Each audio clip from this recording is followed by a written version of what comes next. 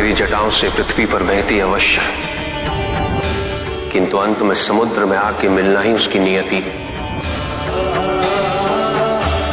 उसी प्रकार संतान को भी अपने माता पिता से दूर जाके अपने लक्ष्य को प्राप्त करना होता है। के बिना जो भी प्राप्त होता है वो शुभ नहीं होता, वो सत्य नहीं होता।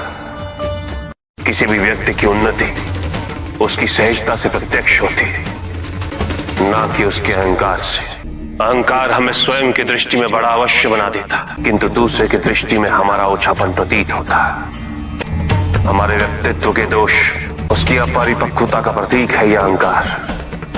शक्तिशाली हो जाने का अर्थ ये नहीं कि तुम अपने उत्तरदायित्व से मुक्त हो गए हो। शक्तियों में वृद्धि के साथ उत्तरदायित्व और भी बढ़ जाता है। यदि हम अपनी अपेक्षाओं पर नियंत्रण पालें, किसी और के सुख से अपने सुख की तुलना ना करें, तो हम किसी भी परिस्थिति में सुखी रह सकते हैं। संसार में सबसे शक्तिशाली अस्त्र है प्रेम, धैर्य, करुणा, क्षमा। किंतु ये आज का ही सत्य नहीं, ये सत्य शाश्वत है। सुख आंतरिक होता है, संतोष आंतरिक होता है। उन्हें बाहरी तत्वों से रेखांकित और परिभाषित नहीं किया जा सकता, आकार से नहीं पाया जा सकता। आकार के आधार पर केवल अहंकार ही उत्पन्न होता है, क्योंकि आकार से तुलना करने का संदर्भ प्राप्त हो जाता है। यदि तुम्हारा आकार छोटा है तो तुमसे भी छोटा कोई न कोई अवश्य होगा, और यदि उसी प्रकार तुम विशाल हो तो तुमसे भी विशाल इस संसार में कोई न कोई अवश्य होगा। इसीलिए शरीर या आकार की तुलना करना कभी भी शाश्वत सुख का आधार नहीं बन सकता। उसे भक्ति का मोह होने लगा है, परंतु उसकी भक्ति तो निस्वार्थ है।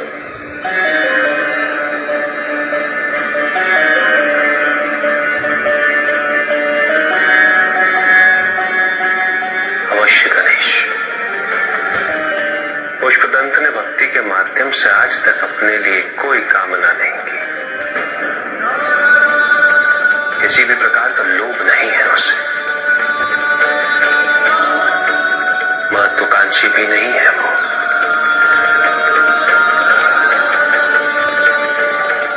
उसके प्रत्येक कृत्य का उद्देश्य है सच्ची भक्ति। किंतु भक्ति में मोह होने से चिंता किस बात की? भक्ति का मोह भक्त का शत्रु होता है गणेश। इस मोहंध में भक्त ये सोचने लगता है कि वो जो कुछ भी कर रहा है वो उचित है, अनुचित कुछ भी नहीं। मोह वो तर्क विरोधी वृत्ति है गणेश, जो किसी सुचिता और पवित्रता का ध्यान नहीं रखती। वो उद्देश्य को भूल जाती है, और इस प्रकार वो प्रायः दोष का स्वरूप ले लेती है।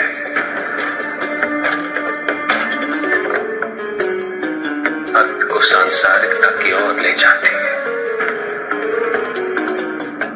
और सांसारिकता का आधिक्य बड़े से बड़े भक्त को तारकासुर, रावण और कुबेर में परिवर्तित कर देता है।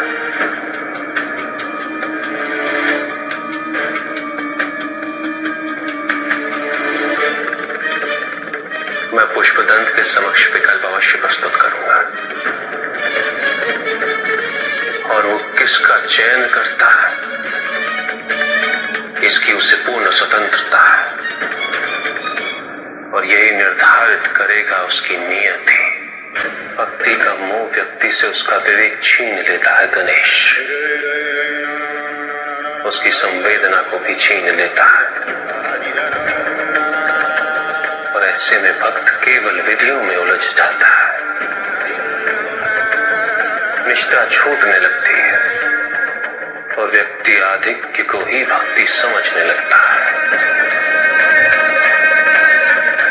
भक्त स्वयं को आराध्य का अभिभावक समझने लगता है। उसे स्वयं ये भ्रम होने लगता है कि पूजा का अधिकार केवल उसे ही है। और यही पुष्पदंत ने भी किया है। ये भक्ति नहीं है पुष्पदंत, ये भक्ति का मोह है। और जहां मोह होता है वहां भक्ति वास नहीं कर सकती, क्योंकि भक्ति का मार्ग तो मुक्ति का मार्ग है और मोह का मार्ग बंधन। आप मेरी भक्ति को नहीं समझ पाएंगे। भक्ति की महिमा अधिकार में नहीं, समर्पण में होती है। जब तुमने स्वयं राजा के समक्ष पुष्प अर्पित किया था, उसमें तो केवल तुम्हारा समर्पण भाव था। तुम्हारे मन में ये संपूर्ण विश्वास था कि तुम्हारे आराध्य तुम्हारी रक्षा अवश्य करेंगे, और उन्होंने रक्षा अवश्य की, क्योंकि एक भक्त के सम्मान का प्रश्न था, उसकी भक्ति का प्रश्न था। किंतु आज पुष्प अर्पित करते समय तुम्हारा भाव समर्पण का नहीं, नियंत्रण का है। तुम तो स्वयं महादेव से अपना सामीप्य सीधा सिद्ध करना चाहते हो। भक्त और भगवान के संबंध को बाहरी प्रमाण से परिभाषित करना चाहते हो। विचार करो पुष्पदंत, क्या स्वयं महादेव को यह स्वीकार हो सकता है? और ये शिवलिंग स्वयं अपने साथ यहां लाने से तुमने महादेव के अनेक भक्तों को दुखी किया है। यदि स्वयं महादेव का एक भक्त अन्य भक्तों के दुख का कारण बने, तो क्या महादेव स्वयं उससे प्रसन्न हो सकते हैं?